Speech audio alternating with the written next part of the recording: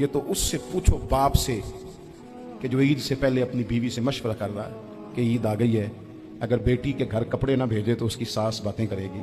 یہ چھوٹی عید گزری تھی نا، تو ہمارے ہاں کچھ لوگ سمجھتے ہیں کہ سخاوت صرف رمضان میں ہی کرنی ہے، اور رمضان میں ثواب زیادہ ہے، ورنہ راشن ونڈن والے لوگ کو عیدوں بعد بھی بھوک لگ دیجیے، عید کے بعد بھی اسی طرح ہی غریب کے ساتھ پیٹ ہوتا ہے، لیکن توجہ نہیں۔ ایک تو ذوق علم پیدا کریں، ہم نے اس عید پہ کوشش کرنی ہے کہ ہماری گلی میں، ہمارے محلے میں، ہمارے دائیں بائیں تھوڑا سفر کریں، بچوں کو دیکھیں، سرکاری سکول سے نکلتے بچوں کو دیکھیں، مساجد مدارس سے نکلتے بچوں کو دیکھیں، ہم نہ ایک ایک دو دو کا ساتھ دیں۔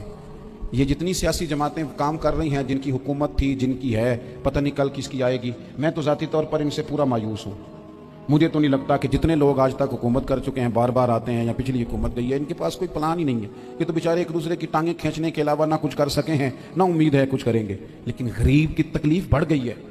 میرے پاس بیسیوں لوگ آتے ہیں، آتے تو وہ دعا کا کہنے ہیں، آتے تو صرف یہ بتانے ہیں کہ اس مشکل میں ہوں دعا کرنا، لیکن دوستو لوگوں کی باتیں سن کے بڑی تکلیف ہوتی ہے۔ ہم کیا کسی کی مدد کر سکتے ہیں؟ ہمارے لیے تو مدارس چلانے مشکل ہیں، لیکن لوگ اذیت کا شکار ہیں، ذہنی کرب کے نیچے لوگ آ گئے، اتنی بڑی اذیتیں کھڑی کر دی گئی ہیں۔ تھوڑا تھوڑا دیکھو، 2 کا کھانا 3 بھی تو کھا ہی سکتے ہیں نا، 3 کا کھانا 4 بھی تو کھا ہی سکتے ہیں نا۔ میرے محبوب نے ہمیں یہ نہیں کہا تھا زیادہ گوشت پکانا، بلکہ رسول پاک نے تو رنگ ہی بڑا سادہ دیا ہے۔ کریم نے فرمایا عائشہ شوربہ ذرا زیادہ کر لو، پڑوسیوں کو بھی سالن دے دیں گے، تھوڑا شوربہ زیادہ کر لو، اسی کو بڑھا لو، تھوڑا شوربہ بڑھا لیں، تھوڑا تھوڑا ایک دوسرے کی مدد کریں، دست شفقت رکھیں۔ گلیوں میں سنسان لوگ، اب تو لوگ ایک دوسرے سے دکھ بھی نہیں کہتے، وہ کہتے ہیں دینا کسی نے ہے کچھ نہیں، اور تماشا الگ سے بن جائے گا۔ دوستو ہم نے خود ایک دوسرے کا ہاتھ بٹانا ہے۔ جو لوگ صاحب ثروت ہیں، دیکھو ایک ہی باپ کی اولاد ہوتی ہے، ایک کو اللہ بڑا نواز دیتا ہے، 2-3 کمزور رہ جاتے ہیں، اس کو چاہیے وہ دوسروں پہ دست شفقت رکھے۔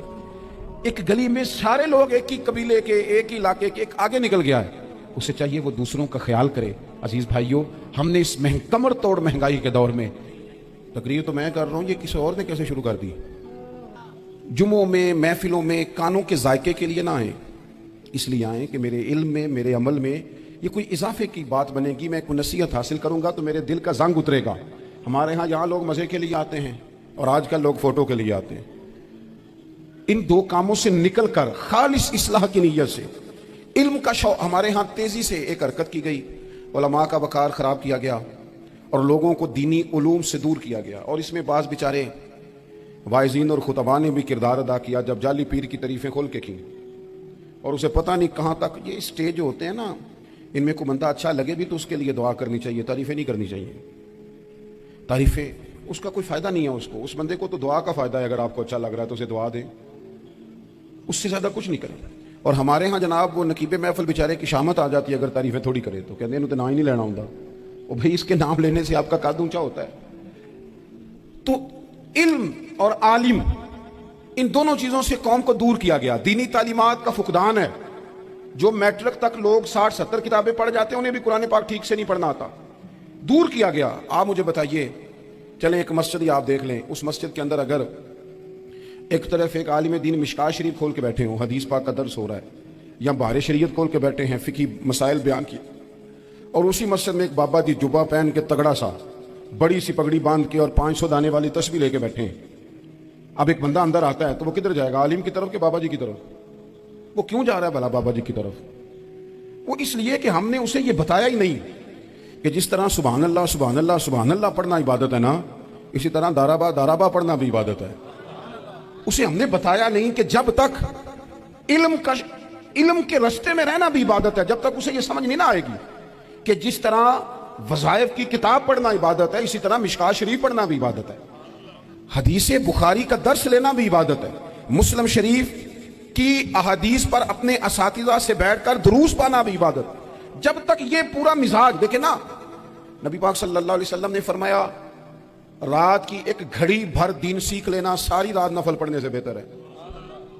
اب ہمیں سمجھنا چاہیے کہ کتاب پڑھ کے بھی بندہ رب رسول تک پہنچ سکتا ہے، کتاب و سنت رستہ آسان کرتے ہیں، لیکن ہمارے ہاں کیا مزاج دیا گیا ہے؟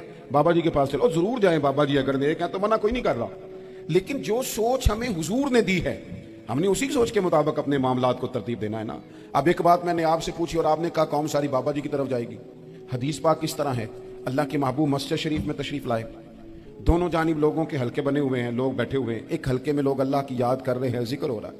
एक हलके में बैठ के एक आलिम किताब व सुन्नत का दर्स दे रहे हैं, एक सियाबी और बाकी सुन रहे हैं। खास तवज्जो करें नौजवान मेरी बात पर। रसूल करीम सल्लल्लाहु अलैहि वसल्लम दोनों के बीच खड़े हो गए और करीम ने फरमाया दोनों महफिलें खैर की हैं, दोनों ही हलके खैर के हैं।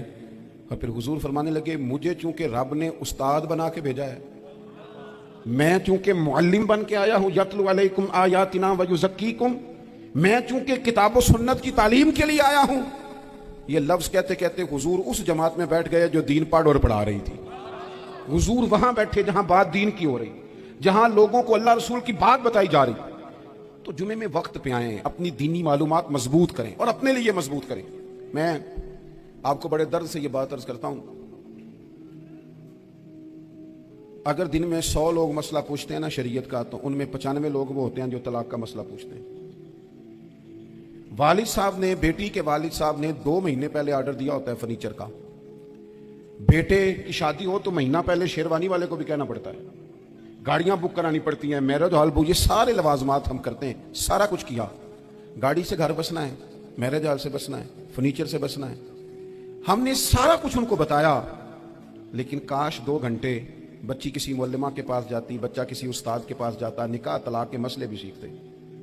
मैं दावे से कहता हूं अगर हमें पता चल जाए कि 3 तलाकें इकट्ठी नहीं देनी चाहिए, क्योंकि दे दें तो हो जाती हैं, अगर हमें समझ आ जाए कि नहीं देनी चाहिए, ये मसला बयान हो, और ये वाले मसले हम महफिलों में भी नहीं बयान कर सकते, इसलिए कि लोग कहेंगे मसला तो वो बयान करेंगे जिस पे नारे लगेंगे, आप कौम को ये क्या बता रहे हैं, ये तो छोटा आलिम बताता है माज़अल्लाह इस तरह की बातें, तो बड़ी बड़ी कोई नुक्ते की बात बताएं। और इस तरह हमारे यहाँ वो 1 घंटा पहले नहीं कहते तगड़े हो जो मैं जुमला देने लगा, वो पता नहीं जुमला आ रहा है कि आइटम बम आ रहा है। बच्चों को देखें, बहुत सारे माँ बाप के पास गुंजाइश नहीं होती, लेकिन इस नीयत से कि बच्चों के दिल टूट जाएंगे, ईद पे कैसे गुजारा करेंगे, मुश्किल से भी कपड़े खरीद के देते हैं।